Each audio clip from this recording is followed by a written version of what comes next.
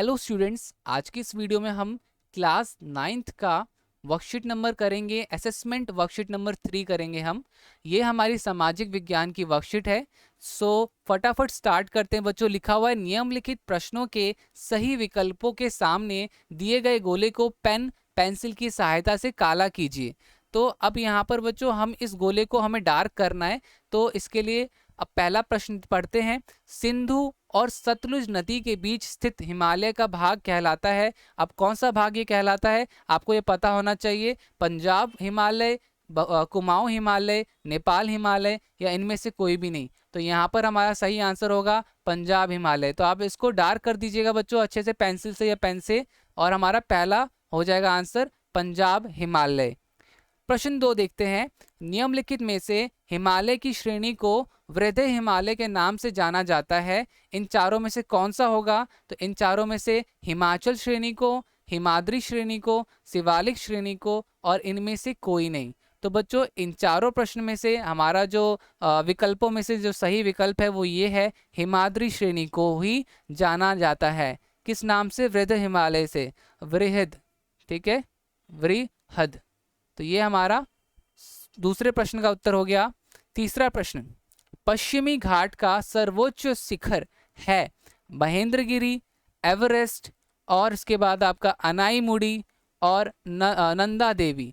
तो इन चारों में से पश्चिमी घाट का सर्वोच्च शिखर कौन सा है बच्चों? चारों विकल्पों में से हमारा जो सही विकल्प होगा वो होगा अनाईमुड़ी। ठीक है, ये हमारा सही आंसर होगा बच्चों। इसको टिक कर दीजिए, यहाँ पर इस तरीके से टिक कर दीजिए। ठीक है, अब अगला बढ़ते हैं अगले प्रश्न की ओर।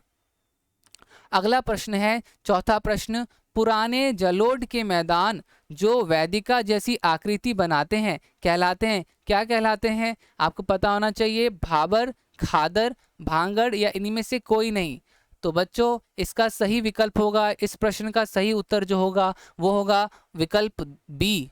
ये हमारा सही आंसर होगा, भांगड़। ठीक है, तो यहाँ पे हमारा ये आंसर हो गया।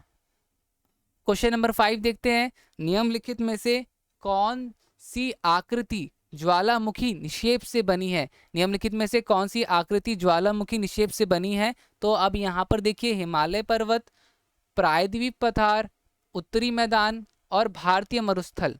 तो इन चारों में से कौन सा है बच्चों? तो ये देखो मैं बता दूं आपको कि सही विकल्प जो होगा हमारा वो होगा बी, प्रायद्वीप पठार। ठीक है बच्चों, अगर आपको वीडियो अच्छी लग रही हो तो प्लीज़ लाइक ज़रूर कीजिए वीडियो को। ठीक है, दोस्तों के साथ शेयर ज़रूर कीजिए, उनकी भी हेल्प कीजिए वर्कशीट्स को आराम से करने के लिए। ठीक है, तो क्वेश्चन नंबर 6 देखते हैं आप।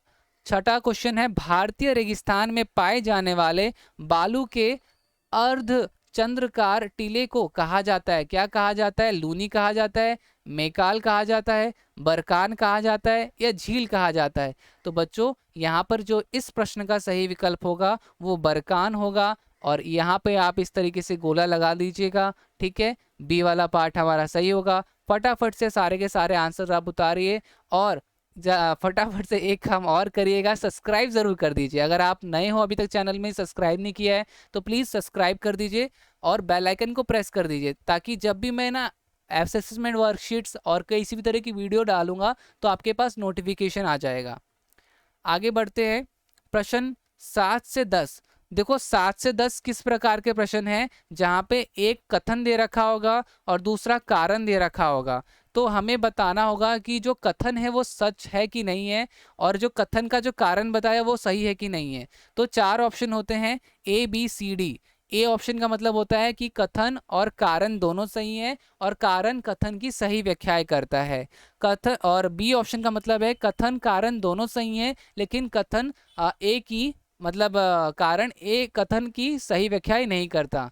दूसरा, कथन सही है जबकि कारण गलत है, कथन गलत है कारण सही है। ये 4 बच्चों आपके पास विकल्प हैं। तो अब हम फटाफट से करते हैं 7 से 10 वाले क्वेश्चंस। तो 7वां जो प्रश्न है हमारा वो है, पूर्वी तटीय मैदान अपेक्षाकृत अधिक चौड़े हैं और यहाँ कई नदियाँ डेल्टा बनाती है। तो ये बच्चों बिल्कुल सही है। तो यहाँ पर हम ए वाला पे गोला लगाएंगे। ठीक है ना, ए वाले पे गोले लगाएंगे क्योंकि यहाँ पे ये भी बात सच बोली और यहाँ पर कारण भी सच है। तो हम लिखेंगे कि कथन भी सत्य है और कारण भी सत्य है और कारण कथन की सही व्याख्याएं करता है। ए वाला गोला हो जाएगा। 8वां है रेगिस्तानी इलाकों में विरल वनस्पति पाई जाती है। बिल्कुल सही बोला गया।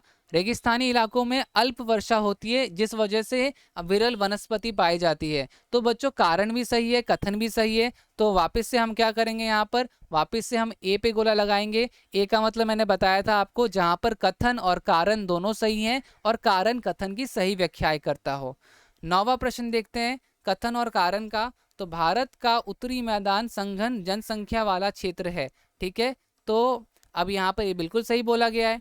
तो इसका कारण क्या बताया, भारत उत्तरी मैदान सपाट है और नदियां द्वारा लाए गए जलोढ़ से बना है। तो आप बच्चे बताओ, अगर सपाट जमीन होगी तो जनसंख्या ज्यादा होगा ना। तो यहाँ पर क्या है, ये भी सही होगा आपका, ए पे ही गोला आएगा क्योंकि यहाँ पर दोनों बातें सही बोली गई हैं और कारण कथन का सही व्याख्याएं करता है। तो ये ए वाला हो गया।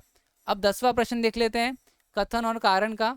तो भारत का पठारी भाग खनिजों के मामले में समृद्ध है। तो बच्चों ये बात तो सच बोली गई, बट भारत प्रायद्वीप पठार नदियों द्वारा लाए गए जलोढ़ से बना है, तो ये गलत बोला गया है। तो यहाँ पर हमारा ए और बी नहीं होगा, यहाँ पे सी होगा। ठीक है, सो गाइस यहाँ पर हमारा पूरा का पूरा वर्कशीट का सॉल्यूशन हो गया है। उम्मीद करता हूँ आपको सारी चीज़ें क्लियर हो गई होंगी। वीडियो अच्छी लगी हो तो प्लीज़ लाइक ज़रूर कीजिएगा वीडियो को। ठीक है, और चैनल को सब्सक्राइब ज़रूर कीजिएगा। मिलते हैं अगली वीडियो में, तब तक के लिए bye bye and take care.